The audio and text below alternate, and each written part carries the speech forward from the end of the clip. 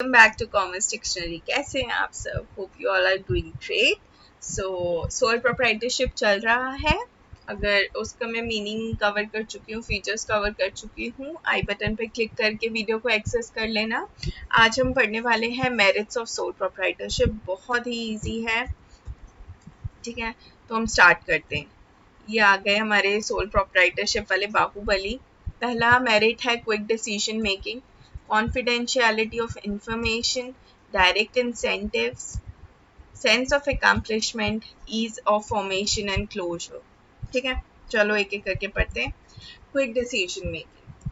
अब क्या होता है, इन अंकल ने क्या किया, आपकी मान लीजिए मिठाई की दुकान है, आपकी मिठाई की दुकान में आए थे उस दिन खाने के लिए मिठाइयाँ। वहाँ पे इन्होंने गुलाब जामुन खाए, इनको इतने पसंद आए, इतने पसंद आए, तो आपको फ़ोन करके बोलते हैं कि मैंने उस दिन गुलाब जामुन खाए थे, मुझे बहुत पसंद आए हैं, और मैं ना इस फेस्टिव सीज़न में अपने एम्प्लॉयज़ को वही डिस्ट्रीब्यूट करना चाहता हूँ और फ्रेंड्स को भी। तो आपने झट से बोल दिया कि हाँ ठीक है, अब बहुत बड़ा ऑर्डर मिल रहा है मुझे, तो मतलब ऐसे फूले नहीं समा रहे हम। तो फटाफट बोल दिया आपने, यस मैं ये ऑर्डर ले सकता हूँ, ठीक है, ले रहा हूँ। तो आपने क्या किया, your decision making was quite quick.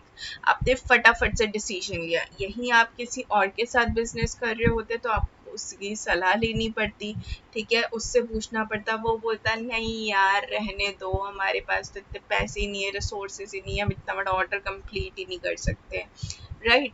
या वो बोल सकता था यार वो बहुत नेगोशिएट नहीं कर पाएंगे उससे, वो बहुत ही कंजूस आदमी है, वो पैसे नहीं देगा। तो आपके हो सकता है कि आपके हाथ से ऑर्डर निकल जाए इतना बड़ा, ठीक है, आपको जो प्रॉफिट हो सकता था उससे आप बहुत कुछ कर सकते हो अपने बिजनेस में, राइट। तो आपने अकेले थे बिजनेस में डिसीजन लेने के लिए। एक सोल प्रोप्राइटर जो होता है वो अकेला होता है बिजनेस डिसीजंस लेने के लिए। तो वो झट से कोई भी बिजनेस डिसीजन ले सकता है, उसको सही लगता है, उसके लिए प्रॉफिटेबल है, तो वो क्विकली उस पर रिस्पॉन्ड कर सकता है, ठीक है। तो ही एंजॉयज डिग्री ऑफ फ्रीडम, उसको फ्रीडम रहता है, वो पूरा फ्री रहता है, कोई उसे बांध के नहीं रखता है कि नहीं नहीं तुम्हारे बिजनेस के लिए डिसीजन सही नहीं है, ये गलत है, या ये सही है, और ये इस तरीके से तुम काम करो। तो वो क्विकली बिजनेस के कोई भी डिसीजंस ले सकता है। फिर है capitalization of market opportunities as and when they arise. Capitalization मतलब अब जैसे उसको ये मिठाई का ऑर्डर आया तो उसने फटाफट हाँ करके उस चीज़ को कैपिटलाइज कर लिया, मतलब उसको इन रिटर्न क्या मिलेगा, पैसे मिलेंगे, मनी मिलेगा, ठीक है।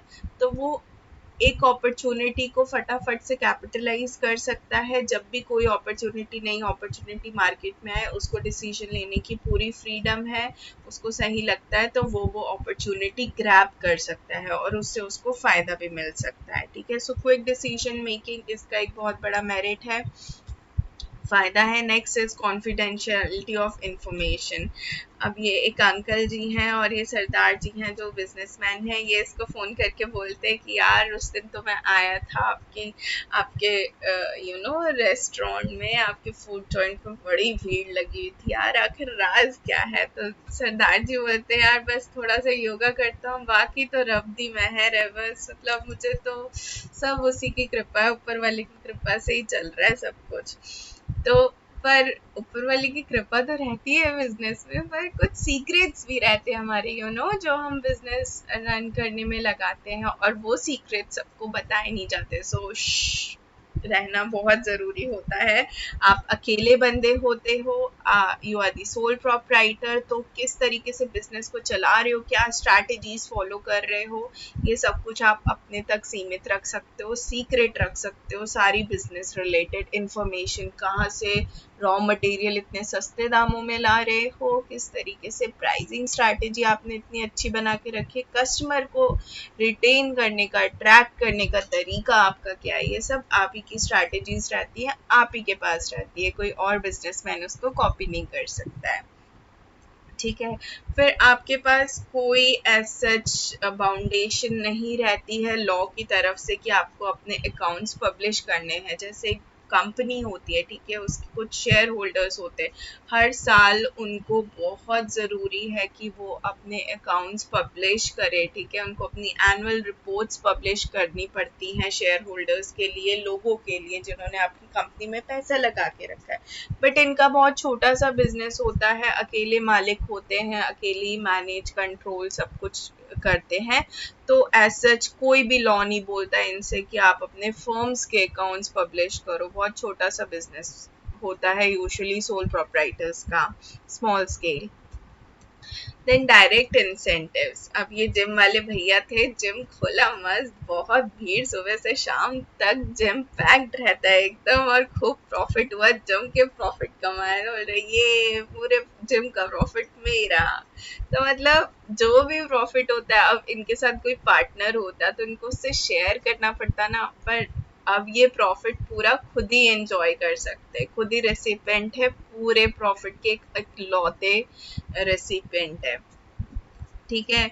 फिर इनको मैक्सिमम इंसेंटिव ये ले सकते हैं मैक्सिमम प्रॉफिट से, ये अपना इनको और मोटिवेशन मिलेगा कि हाँ यार देखो कितना सारा प्रॉफिट कमाया मैंने, मैं और थोड़ी मेहनत करता हूँ तो मेरे को और ज़्यादा प्रॉफिट होगा, मैं ये स्ट्रैटेजीज इम्प्लीमेंट करता हूँ अपने बिजनेस में तो मेरे को और ज़्यादा प्रॉफिट होगा, ठीक है।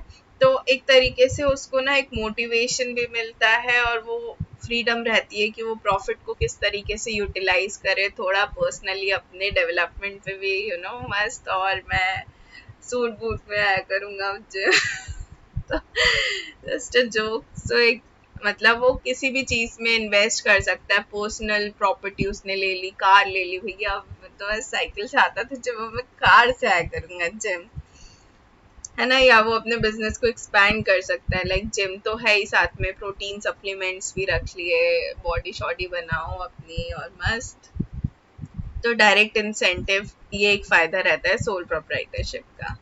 देन सेंस ऑफ अकम्पलिशमेंट, यार जब देखो आप भी कुछ टारगेट सेट करते हो कि यार मुझे ये टॉपिक कंप्लीट करना है, कब परसों तक ये वाला कंप्लीट कर लूँगी मैं, अगले वीक तक, और वो कंप्लीट हो जाता है, या कुछ भी आपको स्कूल में कोई फंक्शन रहता है, या कोई एग्जीबिशन रहता है, तो आपको कुछ अगर रिस्पॉन्सिबिलिटी दी जाती है कि यार तुम्हें ये वाला चीज़ हैंडल करना है, ऑर्गेनाइज करना है अच्छे से, और तुम उसमें पार्टिसिपेट करते हो, और वो पूरी तरीके से अकम्प्लिश हो जाता है, कंप्लीट हो जाता है बहुत अच्छे से, बिना कुछ किसी परेशानी आए हुए, बिना कोई हर्डल के, तो एक सेंस ऑफ अकम्पलिशमेंट मिलता है कि हाँ यार मेरे अंदर वो एबिलिटी है, एक सेटिस्फैक्शन मिलता है, पर्सनल सेटिस्फैक्शन मिलता है कि यार मेरा बिजनेस आज इतना अच्छा चल रहा है, सक्सेसफुल चल रहा है, मैं मतलब मेरे को बहुत ज़्यादा सेटिस्फैक्शन है इस चीज़ से, आई एम पर्सनली सेटिस्फाइड, मैं इतने अच्छे से बिजनेस चला पा रही हूँ, ठीक है। You feel confident when you become successful, आपको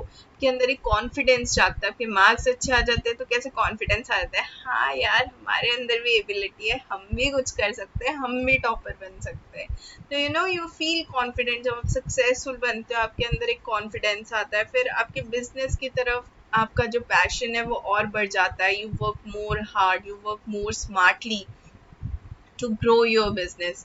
तो इस तरीके से जो सोल प्रोप्राइटर आप ही अकेले मैनेज कर रहे हो, कंट्रोल कर रहे हो, ओन कर रहे हो, एक बिजनेस को चला रहे हो, रन कर रहे हो अपने बलबूते पे, बोलते ना हमने अपने बलबूते पे खड़ा किया है बिजनेस, तो एक तरीके का वो फीलिंग ही अलग होती है। Then ease of formation and closure, अब जैसे मैंने बताया था इसके फीचर्स में कि आपको स्टार्ट करने में भी एज सच कुछ लीगल फॉर्मेलिटीज़ की ज़रूरत नहीं है, बहुत कम बिजनेस ऐसे हैं जिनके अंदर आपको कुछ कुछ लाइसेंस लेने पड़ते हैं, जीएसटी नंबर्स वगैरह टैक्सेस के लिए ये सब लेना पड़ता है, बट हार्डली बहुत ही कम लीगल फॉर्मेलिटीज़ होती हैं, वो भी जो लाइसेंसेस मिलते हैं ना वो भी ईजिली इशू कर देती है गवर्नमेंट, एज सच कुछ उसके अंदर फॉर्मेलिटीज़ नहीं होती, तो मिनिमम लीगल फॉर्मेलिटीज़ होती है, कोई ऐसा लॉ नहीं बना है इनके लिए स्पेसिफिकली जो सोल प्रोप्राइटरशिप को गवर्न करता हो, जिसमें कुछ 10-12 पन्नों के रूल्स एंड रेगुलेशन लिखे हो इस बिजनेस के लिए। अपनी बिजनेसमैन की कुछ पर्सनल वैल्यूज़ और एथिक्स होती हैं जो वो बिजनेस में भी अप्लाई करता है, आप एथिकल रहोगे अपने बिजनेस के लिए तो आपको किसी लॉ की वैसे भी ज़रूरत नहीं पड़ेगी। सो एज सच कुछ स्पेसिफिक लॉ नहीं रहता है, पर ये भी होता है कि आप जब चाहो अपना बिजनेस बंद कर सकते हो, उसमें भी मिनिमम फॉर्मेलिटीज़ होती हैं, ज़्यादा फॉर्मेलिटीज़ आपको पूरी नहीं करनी पड़ती है। सो बहुत ही ईजी होता है अगर आपको कोई sole proprietorship form of business open करना है या उसको बंद करना है। अब कुछ भी ऐसी घटना हो जाती है, जैसे बंदे की डेथ हो गई जो सोल प्रोप्राइटर था, या उसको कुछ परमानेंट एलिमेंट हो गया, सिकनेस हो गई, परमानेंट डिसेबल हो गया, वो कुछ प्रॉब्लम हो गई उसको, तो अ, उसको अपना बिजनेस ईजिली बंद करना बहुत कन्वीनियंट रहता है। तो ये थे सोल प्रोप्राइटरशिप के फ़ायदे, बहुत ही आसान थे। अब हम पढ़ते हैं डीमेरिट्स नेक्स्ट ट्यूटोरियल में।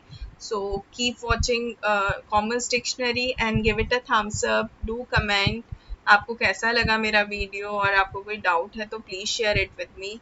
और साथ ही टेलीग्राम ग्रुप ज्वाइन करना मत भूलिएगा, वहाँ से आप नोट्स एक्सेस कर सकते हैं, क्विजेज होते हैं वहाँ पे, केस स्टडी, सब कुछ आप वहाँ से एक्सेस कर सकते हैं। और please please please do subscribe the channel भैया, नोटिफिकेशन कैसे मिलेगा मेरे ट्यूटोरियल्स का, और इतनी मेहनत करके बनाती हूँ, सो प्लीज़ एक सब्सक्राइब बटन दबाने में कुछ नहीं जाएगा, सो सब्सक्राइब इट।